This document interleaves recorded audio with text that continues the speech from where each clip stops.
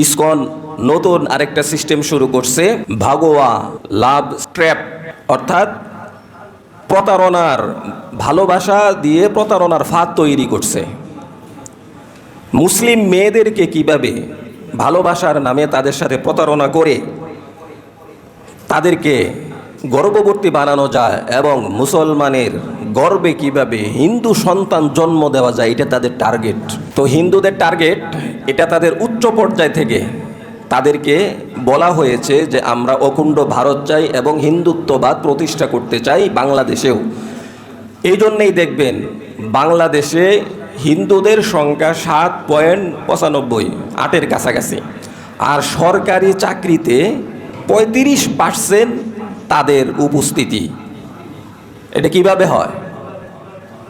ওই যে দাদা, যে কারণ সম্পত্তি তো তাদের, আমরা তো বানাইছি তাদেরকে দাদা, তো দাদারই তো থাকবে সব কিছু।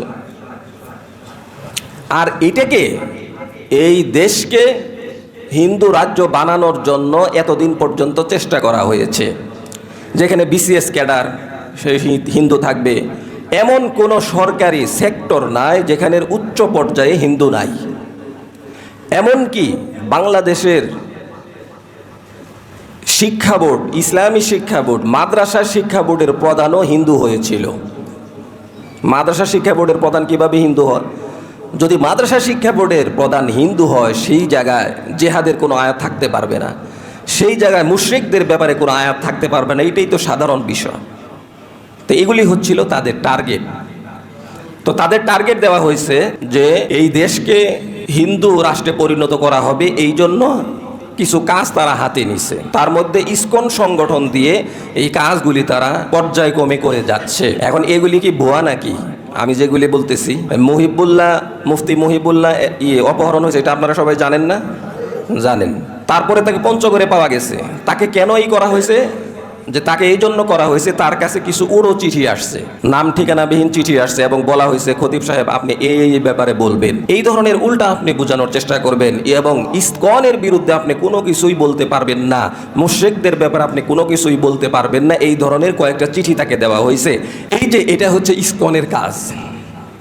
এবং তাদের টার্গেট কি? টার্গেট যেটা বলতেছিলাম, যে 1 নাম্বার টার্গেট হচ্ছে যে সবাইকে হিন্দু বানাইতে হবে। তো হিন্দু বানানোর জন্য কি করতে হবে? হিন্দু ছেলেদেরকে প্ররোচনা দেওয়া হয়েছে যে তোমরা মুসলিম মেয়েদের সাথে প্রেমের ফাঁদে তাদেরকে বিভিন্নভাবে তাদেরকে ধর্ষণ করবে, তাদেরকে বিবাহ করবে, এরপরে তাদের গর্ভে হিন্দু সন্তান জন্ম দিয়ে তুমি তাদের থেকে কেটে পড়বে।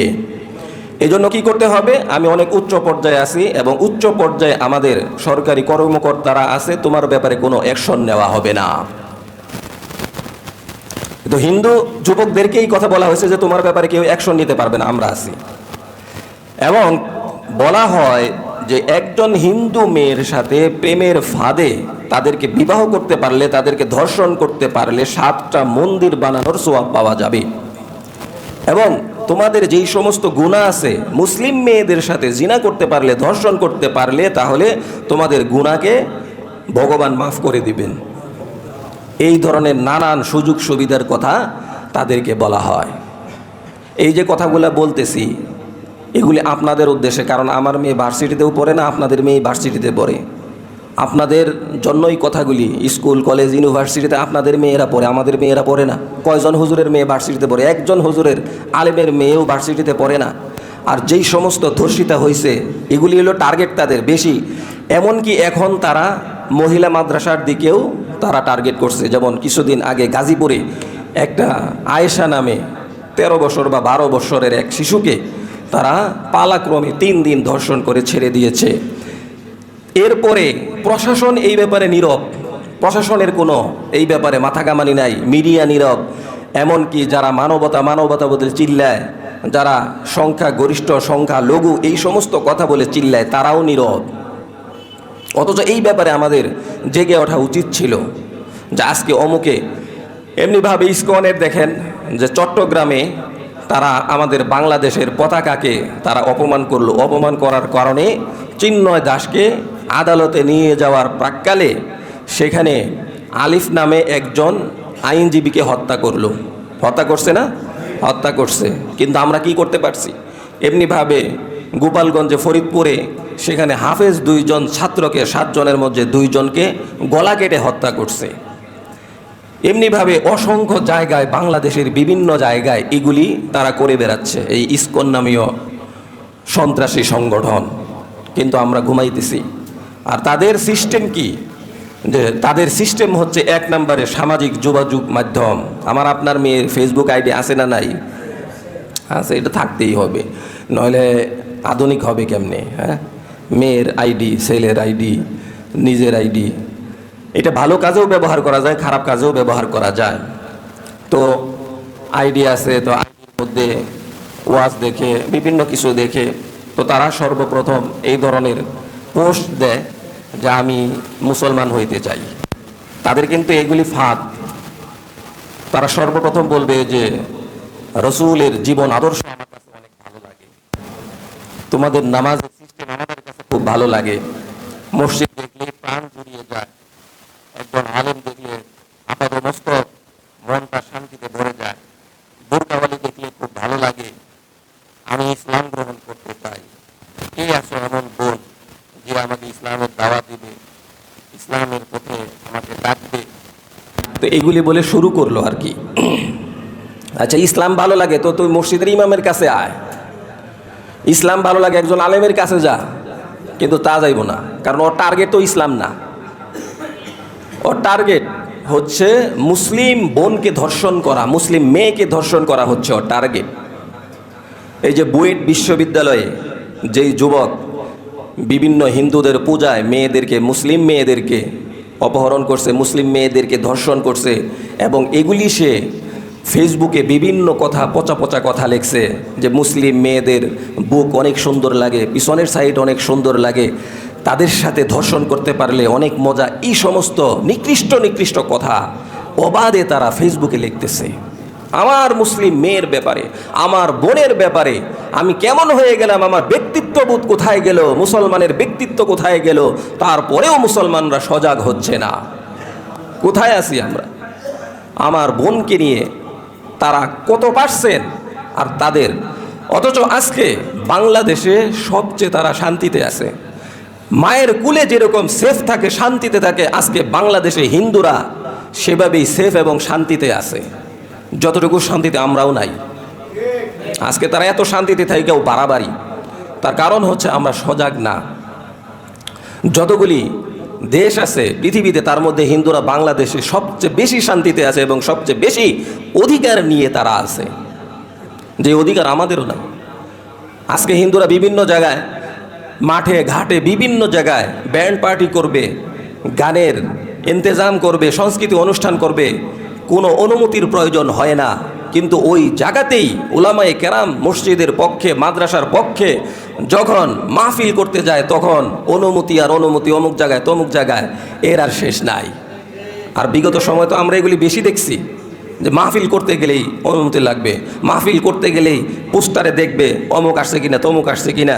অর্থাৎ যারা তাদের দুর্নীতির কথা বলবে, যারা তাদের গুমের কথা বলবে, যারা তাদের হত্যার কথা বলবে, যারা শাপলার কথা বলবে, এই সমস্ত বক্তা যাতে কেউ আসতে না পারে। তো যখন তুমি অপরাধ করো তখন তোমার মনে থাকে না যে আমি যেগুলি করতেছি এগুলি তো এক সময় না এক সময় ফাঁস হবেই, কারণ পাপ বাপেরেও ছাড়ে না। আর আল্লাহ তাআলা বলছেন যে আমি ছাড় দেই কিন্তু ছেড়ে দিব না। আল্লাহ ছাড়েন নাই, আল্লাহ ফেরাউনরেও ছাড়েন নাই, নমরুদরেও ছাড়েন নাই, আল্লাহ কাউকে ছাড়েন নাই, তোমাদেরকেও ছাড়েন নাই, এমনকি সামনে যারা জালিম হবে তাদেরকেও ছাড়বেন না। এই জন্য আমরা জালিম হব না, জুলুম করব না, মানুষের উপরে অত্যাচার করব না। তো এই সমস্ত হিন্দুরা এমন কোনো অপকর্ম নাই যেটা তারা মুসলমানদের উপরে করতেছে না। এরপর সামাজিক মাধ্যমে তারা বলবে যে আমি তোমার সাথে ঘনিষ্ঠ বন্ধুত্ব করতে চাই, এইভাবে, যেহেতু সে মুসলমান হইতে চায়। তো যখন মুসলমান হইতে চায় তাকে তো একটা সুযোগ দেওয়াই দরকার, বাস বন্ধুত্ব হয়ে গেল। এরপরে দেখা সাক্ষাৎ, এরপরে সে এমনিতেই নাম পরিবর্তন করবে, ভিতর থেকে কিন্তু সে কখনোই মুসলমান হয় নাই। নাম পরিবর্তন করে তার সাথে প্রেম চলতে থাকবে। যে কোনো একদিন যদি তার সাথে সেক্স করতে পারে, সেটাকে বিভিন্ন কায়দায় ভিডিও করবে, এবং এই ভিডিও তৈরি করার পরে এরপরে পালাক্রমে বন্ধুদেরকে নিয়ে দিনের পর দিন তাদেরকে ধর্ষণ করা হয়। এই জন্য আমরা যারা গার্ডিয়ান আছি, অভিভাবক যারা আছি, তাদেরকে সতর্ক থাকতে হবে আমার মেয়ে কোথায় যায়, কার সাথে মিশে কি করে, এই ব্যাপারে আমাকে সতর্ক থাকতে হবে। শুধু এই সামাজিক মাধ্যমে না, এরপরে আরও বিভিন্নভাবে বিভিন্ন অনুষ্ঠানে গিয়ে বিভিন্নভাবে এই মুসলিম অবলা মেয়েদেরকে তারা ধোঁকা দিচ্ছে এবং নিজেদের মতো করে তারা তাদেরকে ব্যবহার করছে। এই জন্য তাদের থেকে আমাদেরকে দূরে থাকতে হবে, সচেতন থাকতে হবে। যে আজকে ইসকন এত কিছু করতেছে, এরপরেও তাদের ব্যাপারে কোনো অ্যাকশন নেওয়া হচ্ছে না। এই জন্য আমরা চাই সন্ত্রাসী সংগঠন যেইটাই হবে সেটাকেই বাংলাদেশে নিষিদ্ধ করতে হবে। ইসকন শুধু সাধারণ কোনো সংগঠন নয়, ইসকন হচ্ছে জঙ্গি সংগঠন এবং এই জঙ্গি সংগঠনকে বিগত 16 বছর এটাকে দুধ কলা খাওয়াইয়ে লালন পালন করা হয়েছে, যার কারণে তাদের এত সাহস বেড়ে গেছে যে 95% মুসলমানের দেশে মুসলমানদের মেয়ে, মুসলমানদের বোন, মুসলমানদের স্ত্রীদেরকে তারা টার্গেট করেছে। এই জন্য এই সংগঠন নিষিদ্ধ করতেই হবে, করতেই হবে, এটা আমাদের 1 নাম্বার দাবি। এবং আমাদেরকে সচেতন হইতে হবে। কোনো হিন্দু যদি মুসলমান হইতে চায়, ঠিক আছে, আসো আলেমের কাছে যাই, সিস্টেম অনুযায়ী তুমি মুসলমান হও। কিন্তু একজন মেয়ের কাছে, একজন ছাত্রীর কাছে গিয়ে এরপরে তোমাকে মুসলমান হইতে হবে, এটা প্রতারণার ফাঁদ ছাড়া আর কিছুই না। এমনকি তাদের কথা কি যে পেটে হিন্দু সন্তান ঢুকাইতে হবে, মন মানসিকতা এটা। এরপরে যেই বোন এটা বুঝতে পারে, জানতে পারে, সে বেঁচে থেকেও মরার থেকে কঠিন অবস্থা, যে আমার গর্বে এখন হিন্দুর সন্তান, এটা কিভাবে মানতে পারে? আবার তো কিছু আছে মানতেই পারে। আমাদের মিডিয়া পাড়ায় যারা আছে তারা জেনে শুনেই হিন্দু বিয়ে করে, তাদের হিন্দুদেরটাই বেশি পছন্দ, হিন্দুদের সব কিছুই ভালো লাগে, তাদের কথা ভিন্ন, তারা তো ইচ্ছা করে এটা করতেছে। তো যার কারণে তারা সাহসও পেয়ে গেছে। এই জন্য ভারতের যত মিডিয়া আছে, সংবাদ বলেন, যেগুলি আছেন, টেলিভিশন চ্যানেল ম্যানেল যেগুলি আছে, এগুলি সবই দেখা আমাদের জন্য ক্ষতিকর। এই যে আজকে মুসলিম সমাজে যে এত পরিমাণ পরকীয়া, তার অন্যতম কারণ হচ্ছে ভারতের এই সমস্ত চ্যানেল দেখা। এই চ্যানেল দেখার পর থেকেই এই চ্যানেল বাইরে গেছে, পরকীয়ার চ্যানেল বাইরে গেছে, এবং এতে করে কত পরিবার ধ্বংস হয়ে যাচ্ছে, কত সংসার ধ্বংস হয়ে যাচ্ছে। না কিছু বলার আছে, না কিছু করার আছে। তুমি তোমার রাস্তা দেখো, আমি আমার রাস্তা দেখি, কিন্তু মানুষ জানবে যে আমরা স্বামী স্ত্রী। এটা জাহান্নামের, এই ঘর জাহান্নামের টুকরা ছাড়া আর কিছু না। এই জন্য এগুলি বন্ধ করতে হলে আগের থেকেই আমাদেরকে স্টেপ বাই স্টেপ আগাইতে হবে, পদক্ষেপ গ্রহণ করতে হবে। আমাদের দায়িত্ব হচ্ছে সচেতন করে দেওয়া। আমরা আপনাদেরকে সচেতন করি বিভিন্ন বিষয়ে, আমরা যদি সেটা মাথায় নেই তাহলে তো ওকে। আর আমরা অনেকেই মনে করি যে হুজুররা বেশিই বুঝে, পরবর্তীতে দেখা যায় যে বেশি যেটা বুঝছে ওইটাই হয়েছে। এই জন্য ওই কথা না বলে গ্রহণ করার চেষ্টা করি। আমাদের শত্রু কারা আমরাই ভালো চিনি বেশি, আপনারা চিনবেন না, আমরা চিনি যে আমাদের শত্রু আসলে কারা। কারণ আল্লাহ যেহেতু বলছেন, সেখানে তাকে বন্ধু ভাবার কোনো সোর্সই নাই। আল্লাহ বলছেন যে ও শত্রু, তো ও শত্রুই, সে যত কিছুই করুক না কেন। এই জন্য শত্রুকে শত্রু হিসেবেই দেখি, আর বন্ধুকে বন্ধু হিসেবেই দেখব। এই জন্য আমরা সচেতন হই, নিজেরা সচেতন হই, মেয়েদেরকে সচেতন করি, বিবিদেরকে সচেতন করি, বোনদেরকে সচেতন করি। সামাজিক সচেতনতা বাড়াইতে হবে। আর আমাদের মধ্যে বলে যে সামাজিক সচেতনতা বাড়াও, সেটা কোনটা? সেটা হচ্ছে ফ্রি মিক্স, একসাথে চলো, কাঁধে কাঁধ মিলে চলো, ছেলে মেয়ে একসাথে পড়ালেখা করবে, মানে সেক্সকে সয়লাভ করে দাও, এইভাবে সচেতন হও না, এটা না। সচেতন হইতে হবে ধর্মের ব্যাপারে, সচেতন হইতে হবে আমার শত্রুকে, আমার ধর্মের শত্রুকে, ইসলামের শত্রুকে, আমার দ্বীনের শত্রুকে, তাকে আমাকে চিনতে হবে। মুসলমান থেকে ধর্মান্তরিত করে হিন্দু বানাইতে হবে, এটা তাদের টার্গেট। আর আমি আপনি আছি কোন জায়গায়? দাদা কেমন আছেন? দাদা বলে ডাকা, আপনি কোন হিসেবে তার নাতি? দাদা কিভাবে ডাকেন তাকে? তো তারা এটা তাদের টার্গেট। আর আমরা আলা ভোলা মনে এটাকে বিশ্বাস করে নিয়েছি। তারা এই যুক্তি দিয়ে বাবরি মসজিদ ভাঙছে, যে সেখানে রাম মন্দির ছিল, কিন্তু পরবর্তীতে খোঁজখবর নিয়ে দেওয়া গেছে এটা পুরাটাই মিথ্যা। এমনকি তারা বলে যে মক্কা কাবা যে তৈরি হয়েছে সেই কাবার নিচেও বড় মন্দির ছিল, নাউজুবিল্লাহ। তাদের যুক্তি হচ্ছে যে রাসূল সাল্লাল্লাহু আলাইহি ওয়াসাল্লাম মক্কা বিজয়ের সময় 360 মূর্তি ভাঙছেন, যদি ওটা মন্দির না থাকতো তাহলে সেখানে কিভাবে মূর্তি ঢুকলো? যেহেতু মূর্তি ছিল এজন্য সেটা মন্দিরই ছিল। মূলত এটা কোনোভাবেই গ্রহণযোগ্য কথা নয়। কাবা তৈরি করছেন আদম আলাইহিস সালাম, কাবা তৈরি করছেন ইব্রাহিম আলাইহিস সালাম, এর পরবর্তীতে বিভিন্নভাবে এটাকে সংস্কার করা হয়েছে এবং এটা ফেরেশতাদের মাধ্যমে, নবীদের মাধ্যমে আল্লাহ তাআলা তৈরি করছেন।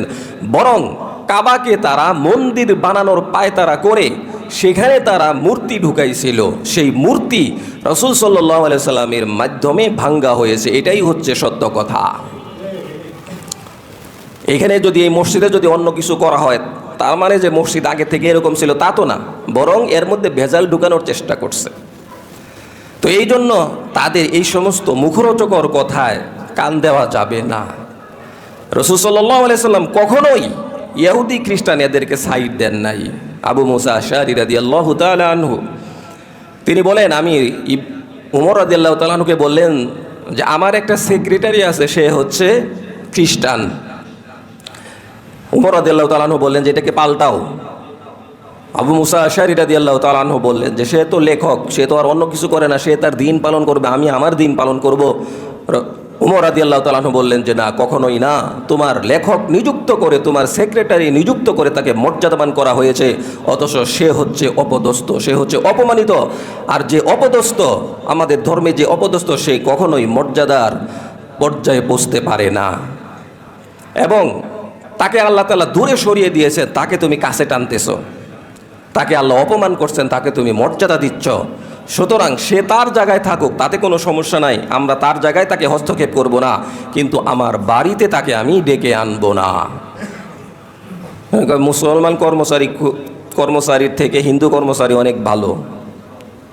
আপনি দুইটা দোকান আছে, একটা হিন্দুর আর একটা মুসলমানের, একই কাজ একই সব কিছু, আপনি মুসলমানের থেকে কিনেন, তাহলে তার আয় রোজগারের ব্যাপারে আপনি তাকে সহযোগিতা করলেন, এটা আপনার জন্য সোয়াবের কাজ হবে।